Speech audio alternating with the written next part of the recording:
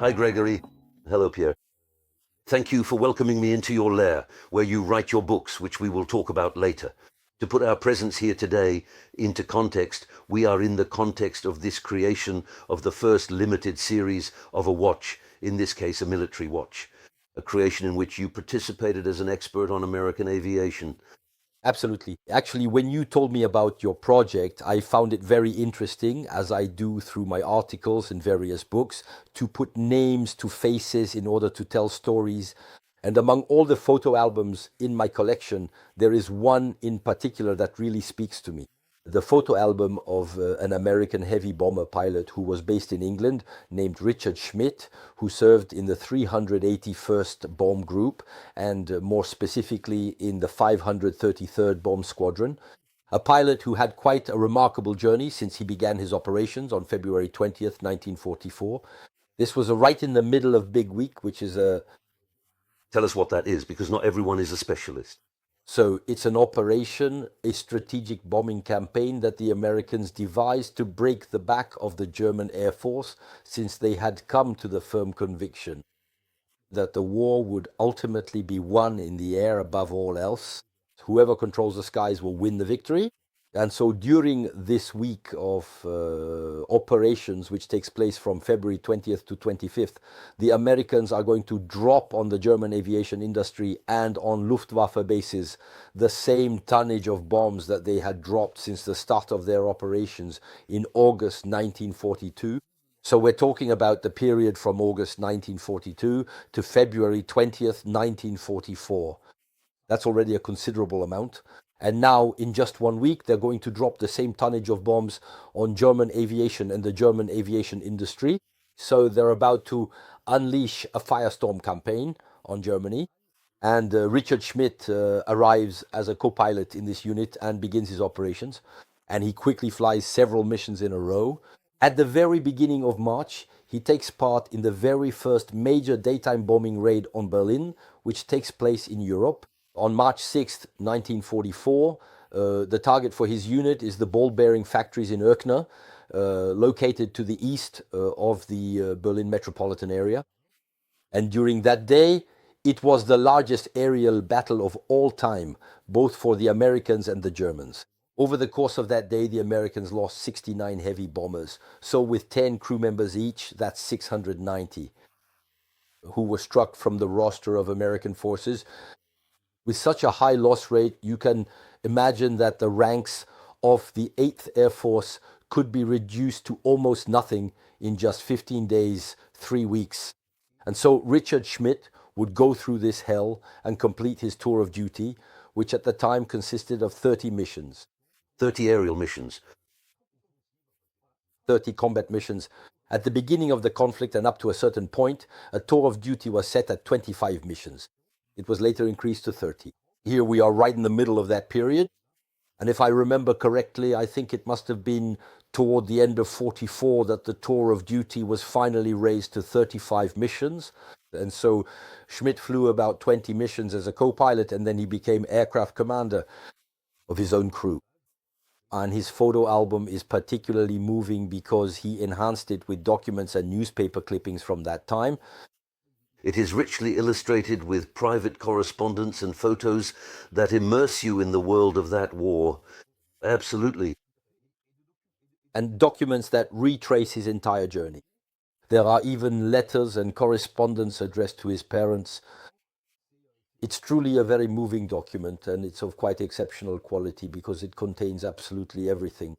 It includes his military career, his decoration awards, a summary of his operational tour, correspondence with his parents, telegrams and photographs in which Schmidt can be recognized. Press clippings, front pages from the American daily Stars and Stripes with very eye-catching headlines, and above all, dates that are highly evocative of this campaign, of the real hammer that the Americans eventually managed to wield in order to truly try to annihilate and contain the German Air Force, which would allow them to gain control of the skies, which would be the essential pivot for the success of the landing and the ground operations that would follow.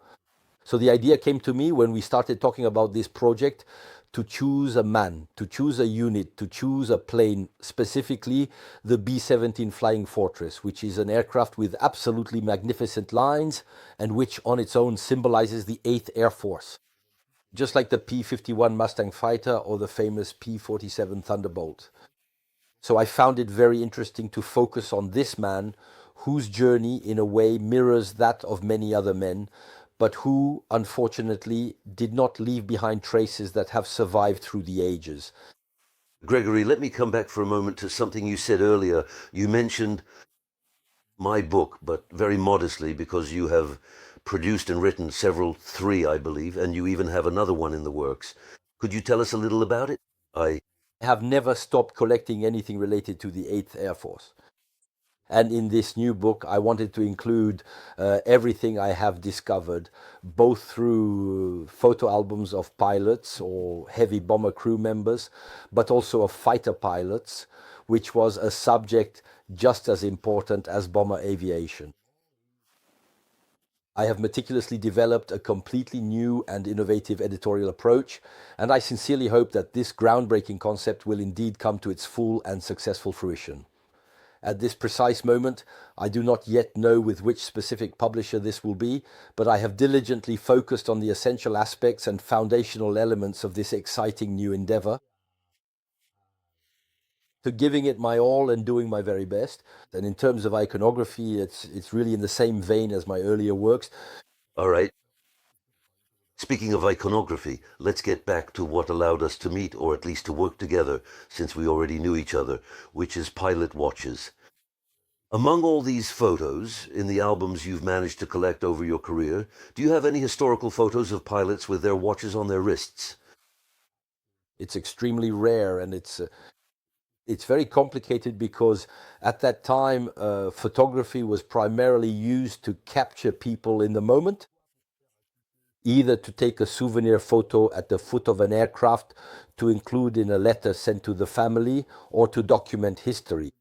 Because the American military had this very good idea. They had military photographer schools, and they possessed the innate instinct to strategically scatter them within various combat units, ensuring that they would always be at the very heart of the intense action.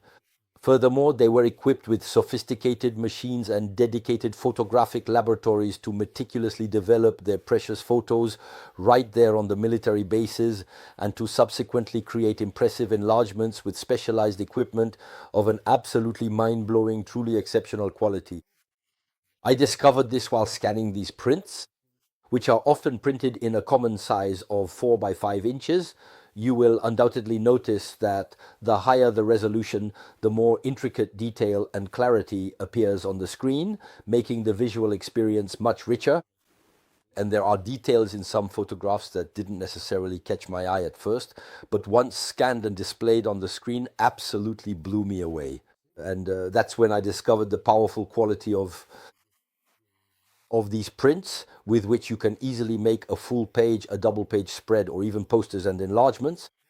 Coming back to these remarkable watches, your astute choice to focus on the truly famous A-11 type watch is absolutely and profoundly relevant, because it is, without a doubt, the very symbol of exceptional American military aviation watchmaking, a testament to precision and enduring quality. This watch is consistently found on the wrists of all American aviators, whether they are crew members or pilots. They have it with them in the briefing room, where they synchronize their watches. At that time, this watch was not at all considered a men's accessory, unlike the role it has come to assume today. At that time, the watch is a tool, a truly essential tool, and the American people genuinely need something that is remarkably simple, incredibly robust, and exceptionally efficient to effectively address their various needs and challenges. Gregory, thank you so much for your explanations and for guiding us through the process of creating a pilot's watch that honors this heroic aviator and his squadron. And now I hope you'll be on time for all your appointments. Thank you, Pierre, and I found it really enjoyable to accompany you in your approach, especially given the curiosity you showed about my books, my press articles, and my collection.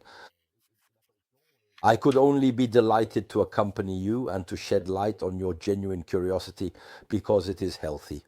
You made the conscious choice to go back to the very origin of the symbolic object, which was part of history and tells a story. That's precisely what I especially appreciated and truly liked about this particular project when Thomas initially contacted me. Oh, Well, thank you, Gregory. And we're looking forward to your next book. see you very soon. It